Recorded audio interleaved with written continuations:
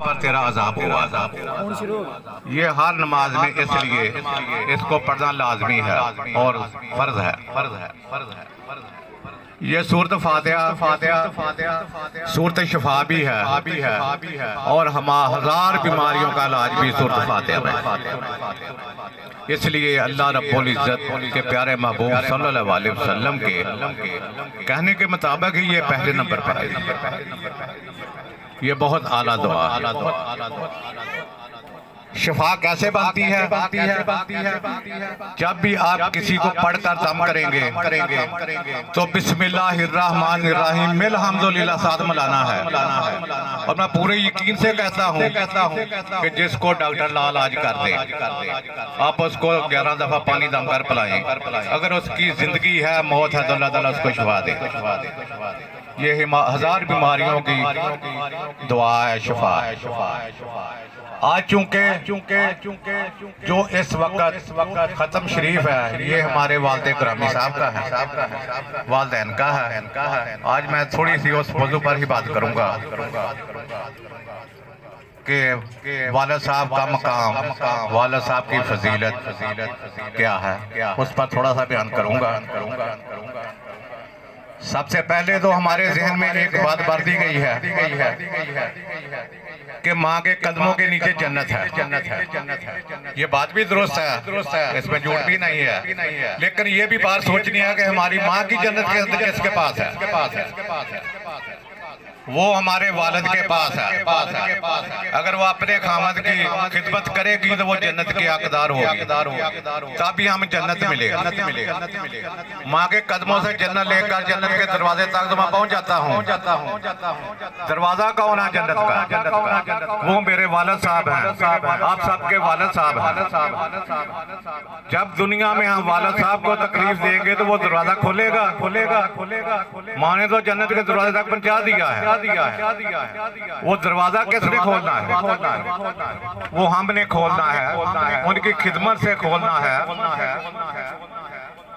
उनकी ताबियादारी करके खोलना है।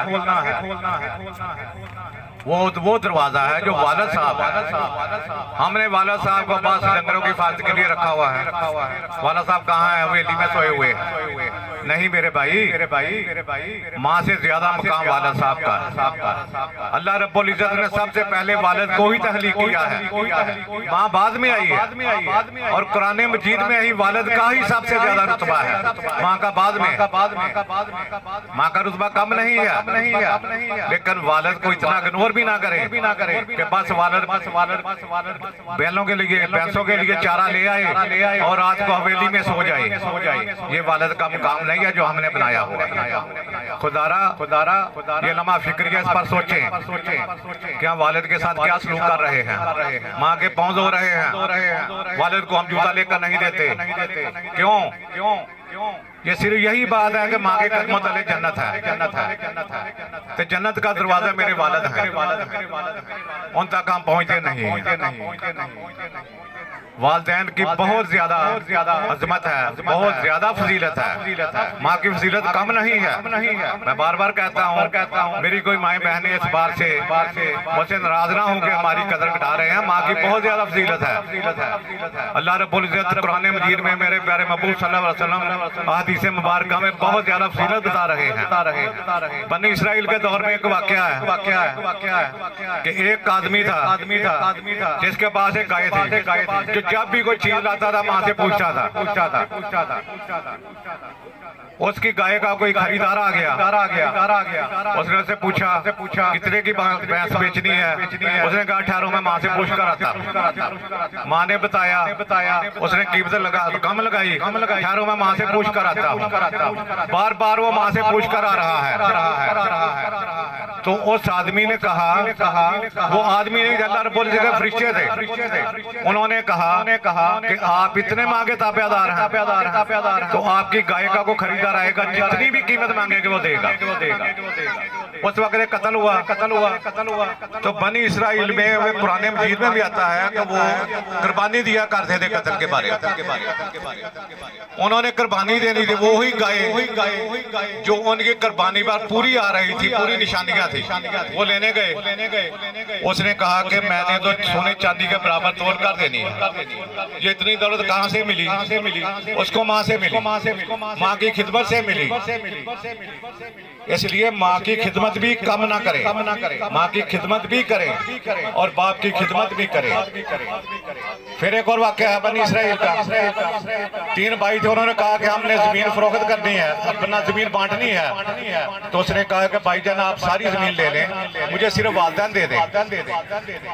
वो वालदैन मिल गए, वालदैन की खिदमत करता रहा, वालदैन अल्लाह को प्यारे हो गए। तो उसको ख्वाब में आया कि फलां पहाड़ी के नीचे जाए पत्थर पड़ा है, उसके नीचे एक दिरहम पड़ा है, वो तुम्हारे लिए बरकत है। वो दिरहम लेकर आया और रास्ते में ख्याल आया कि मछली ले ले। उसने मछली खरीदी, घर आया, मछली का पेट चाक किया तो उसमें से हीरा निकल आया। उसकी इतनी दौलत कहाँ से मिली? माँ की खिदमत से मिली। ख्वाजा वैस करनी को साहबियत का दर्जा कहाँ से मिला? माँ की खिदमत से मिला।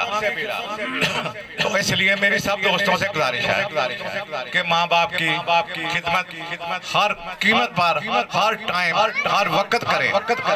किसी वक्त भी इनको इग्नोर ना करें, इनके ऊंचे आवाज बुलंद ना करें। मेरे प्यारे महबूब सल्लल्लाहु अलैहि वसल्लम की हदीस से मुबारक है कि जब आपका कोई सवाल सुनकर माँ बाप खामोश हो जाए तो समझ लो कि उसका दिल दुखा है। अगर माँ बाप को गलत काम भी करता है, गलत अल्फाज भी बोलता है, तो उसको किसी तरीके से हम कह सकते हैं। उसको ऐसे नहीं कह सकते कि आप ये क्या कर रहे हैं, ये क्या कर रहे हैं। अल्लाह रब्बुल इज्जत ने दोनों की बहुत ज्यादा शान बुलंद की है, जिनको हम कुछ भी नहीं समझते। जिंदगी में तकलीफें देनी है, मरने के बाद हमने बहुत कुछ करना है। नहीं मेरे भाई, जिंदगी में उनको इतना सुख दे दें कि वो खुश होकर जाए। मैं अपनी बात बताता हूँ, रब्बे काबा की कसम मैं सच बताता हूँ कि 29 मुहर्रम को मैंने अपने वालिदैन का खत्म दिलाया। मेरी वालदा की पहली बरसी थी, मैंने खत्म दिलाया है। और अभी खत्म नहीं हुआ तो मेरी बहन बीमार थी, उसका फोन आ गया कि भाईजान आपका जो आपका खत्म दिला रहे हैं वो कबूल हो गया है। मुझे रात को अम्मी और अब्बू झूले में झूलते हुए नजर आ रहे हैं। मैं मुकर्रर नहीं हूँ, मैं पुलिस में सब इंस्पेक्टर हूँ। इस वक्त भी फैसलाबाद में हाजिर ड्यूटी है। मुझे आरपीओ ने जबरी टायर किया हुआ था। मैंने अपील आईजी से की हुई थी। 29 को खत्म दिलाया, 30 मुहर्रम को कर रहा, पहली सफर को आरपीओ दफ्तर गया तो रब्बे काबा की कसम कह रहे हैं कि आपने हाजिरी क्यों नहीं कराई? आपकी अपील मंजूर हो चुकी है। मैं कैसे ना मानूं कि वालिदैन जिंदगी में भी देते हैं, वालिदैन मरकर भी औलाद को देते हैं, लेकिन वालिदैन से मोहब्बत होनी चाहिए। वालिदैन को देखना हज अकबर का सवाब। अगर आदमी सुबह के वक्त वालिदैन को प्यार से, मोहब्बत से देखे तो हज अकबर का सवाब। ये भी हदीस मुबारक है।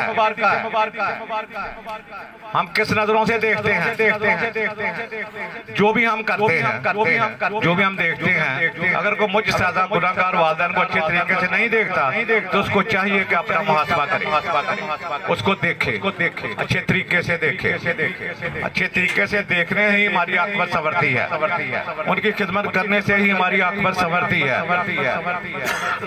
जब शैतान का काम खत्म हो जाता है तो हम अपने वालिदैन के साथ धोखा शुरू कर देते हैं।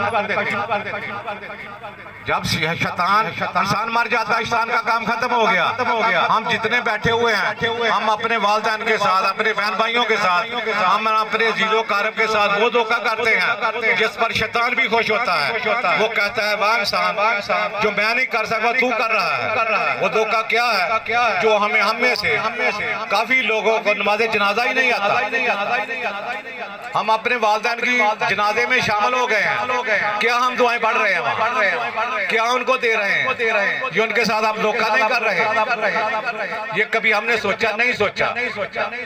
हम अपने भाई की नमाज जनाजा में जा रहे हैं, जाना मजबूरी है, लेकिन हमें नमाज जनाजा नहीं आ रहा। हम उसकी मैयत के साथ धोखा कर रहे हैं, उसके मरे के साथ धोखा कर रहे हैं। क्या कभी हमने सोचा हम किसी के साथ धोखा करेंगे, कल हमारे साथ धोखा होगा, कल हमारे साथ भी ऐसे ही लोग आएंगे जिनको नमाज जनाजा नहीं आएगा।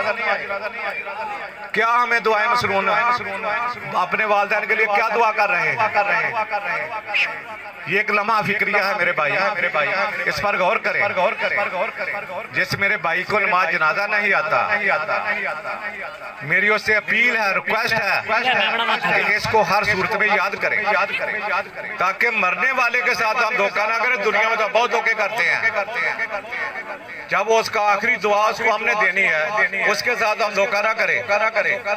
हम ऐसा करते हैं और अक्सर करते हैं।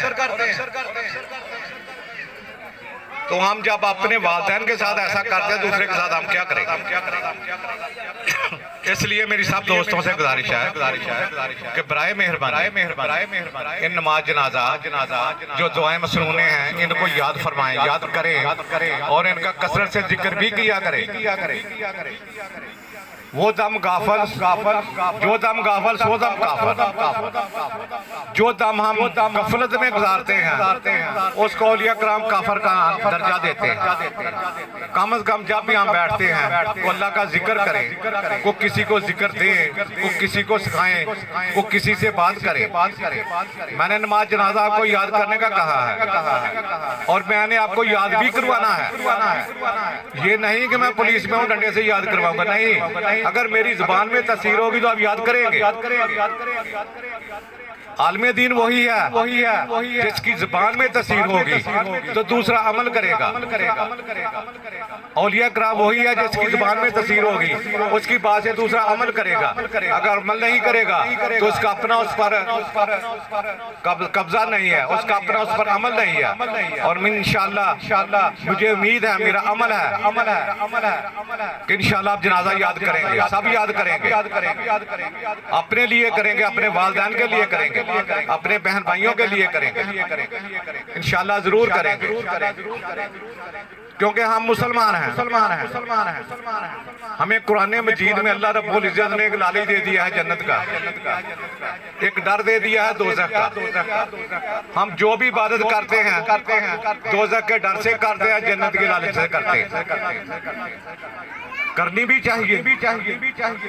जो अल्लाह रब्बुल इज्जत फरमा रहे हैं वो सच है, करनी भी हमें चाहिए। लेकिन इसके लिए हमें सबसे पहले ये भी देखना है कि जन्नत के करीब तो हम पहुंच जाएंगे, दरवाजा किधर चला गया, दरवाजे को भी हमने देखना है। जन्नत के वारिस को जन्नत के अंदर होंगे, जो अल्लाह रब्बुल इज्जत ने वारिस बनाए हैं जन्नत के। औरतों की वारिस है हजरत फातिमा रज़ियल्लाहु तआला अन्हा, जवानों के वारिस हजरत इमाम हसन अलैहिस्सलाम और इमाम हुसैन अलैहिस्सलाम, वो तो जन्नत के अंदर हैं। लेकिन जन्नत का दरवाजा हमारा वालिद है। उसको खोलने की कोशिश करें।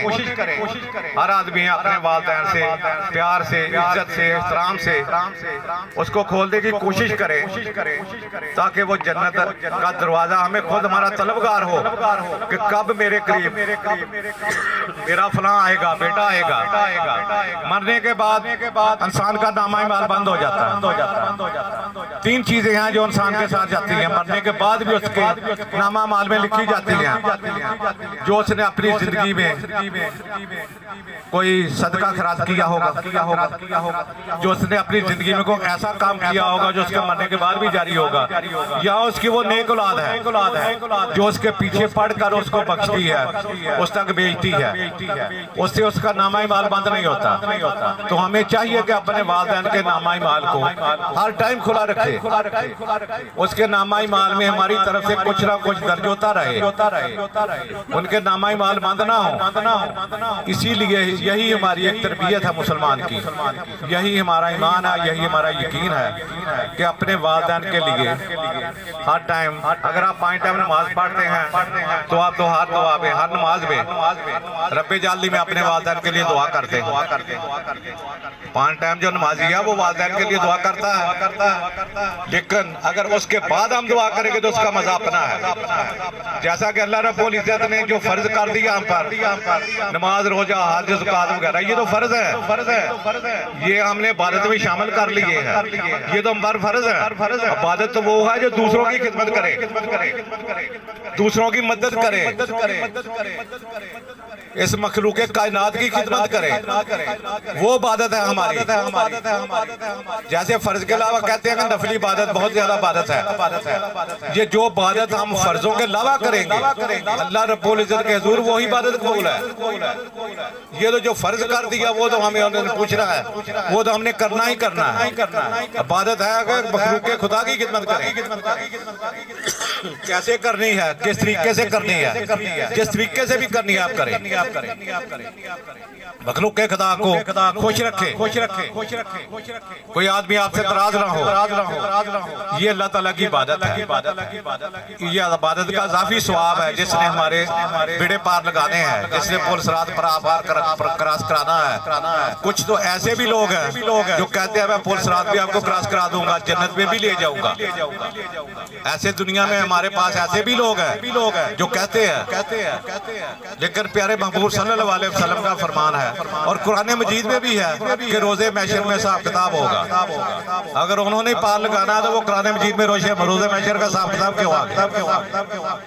ऐसी बातों पर अमल ना करें, वो करे जो आपको कुरान बता रहा है, जो आपको हदीस बता रही है, जो आपको हमारे अच्छे आलमे दीन बता रहे हैं।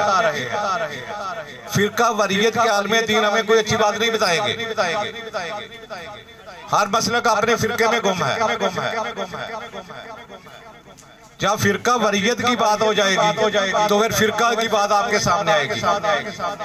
जब आप अल्लाह उसके रसूल सल्लल्लाहु अलैहि वसल्लम की बात करेंगे तो आपको कुरान हदीस बता देगा। उसमें कोई मसलक नहीं आएगा, उसमें में कोई फिरका नहीं आएगा, उसमें कोई गबाद में तजाद नहीं आएगा।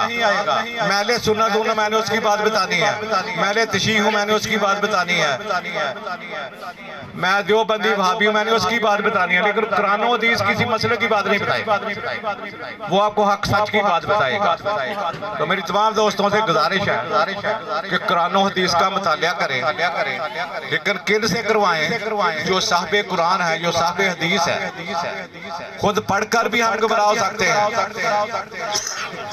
खुद पढ़कर भी हम गुमराह हो सकते हैं, लेकिन जो अहले कुरान है, जो कुरान को समझता है, जो अहले हदीस है, जो हदीस को समझता है, अगर उससे हम पढ़ेंगे, उससे समझेंगे तो हमें हर चीज सामने आ जाएगी।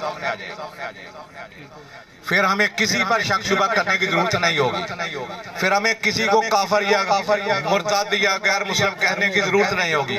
एक वाहिद काफर है जो हम मुसलमानों को मुसलमान कहता है। खुदा की कसम हम मुसलमान अपने मुसलमानों को काफर कह रहे हैं।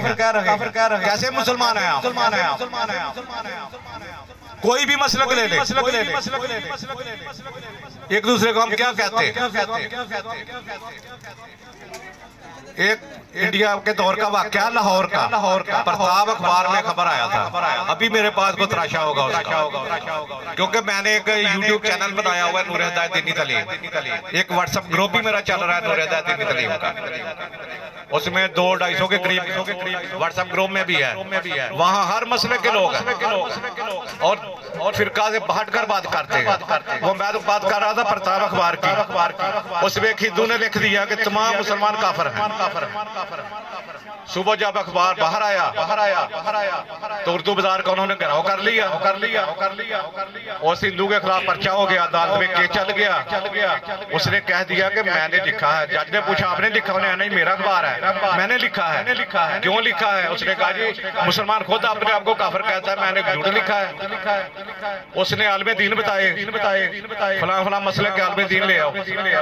अकेले ने आपने बात की।